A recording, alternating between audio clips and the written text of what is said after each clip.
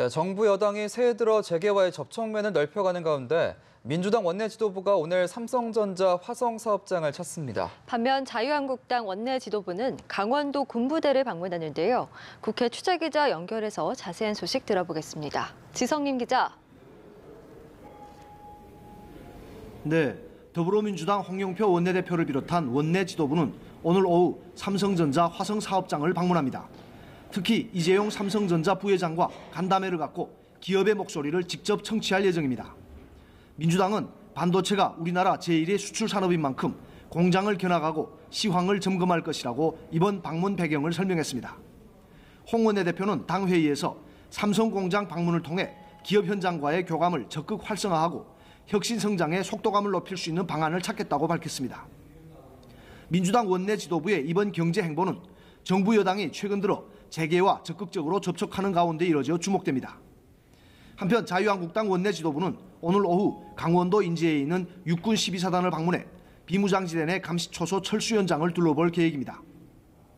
한국당의 군부대 방문은 설을 앞둔 군 장병들과 함께 식사하며 이들을 격려하기 위한 차원인 것으로 알려졌습니다.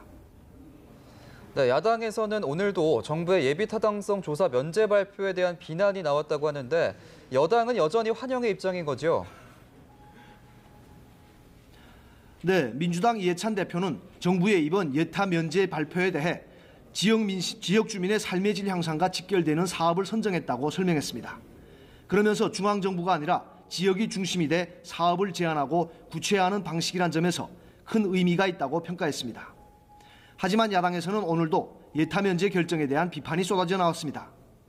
한국당 김병준 비상대책위원장은 총선을 겨냥한 것이라며 국정의 사유화, 묻지마 국정이라고 비판했습니다. 또한 측근 밀어주기 의혹이 상당히 짙다며 대통령 지지율이 떨어진 지역에 족집게 지원한 것으로도 보인다고 주장했습니다. 바른미래당 손학규 대표는 내년 총선을 앞둔 상황에서 정부의 이번 예타 면제 발표는 오얏 나무 아래서 각근을 고쳐매는 일이라고 비판했습니다. 한편 한국당 당권 주자들의 행보도 관심인데요. 황교안 전 국무총리가 오늘 천안함 기념관을 찾았는데 민주당 중진들은 황 전 총리의 등판에 비판을 쏟아냈다면서요. 네, 민주당 중진 의원들은 한국당 당권 주자로 등판한 황교안 전 국무총리에 대해 격앙된 어조로 일제히 비판을 쏟아냈습니다. 육선의 이석현 의원은 페이스북 글에서 시대가 바뀌고 대중의 생각이 바뀐 걸 모르시는 걸까라며 물 빠진 줄 모르고 갯벌에서 퍼덕대는 짱둥어가 떠오른다고 말했습니다. 삼선의 김태년 의원도 페이스북 글에서 지난 정권의 국정농단에 대해선 한마디 사죄도 안 한 사람이 이제 와서 나라를 구하겠다라니 어처구니가 없다라며 국민이 황 전 총리에게 원하는 것은 제1야당 대표가 아니라 반성과 사죄라고 지적했습니다. 이런 가운데 황 전 국무총리는 오늘 오전 경기 평택에 천안함 기념관을 찾았는데요.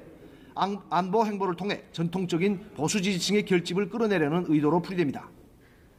한편 한국당 홍준표 전 대표는 오늘 오후 서울 여의도에서 자신의 저서 당랑의 꿈 출판 기념회를 한 뒤 전대 출마를 선언할 계획입니다. 홍 전 대표가 출사표를 던지면 한국당의 이번 전대는 황교안 전 국무총리, 홍준표 전 대표, 오세훈 전 서울시장의 3파전 양상으로 전개될 가능성이 크다는 관측이 나옵니다. 지금까지 국회에서 연합뉴스TV 지성림입니다.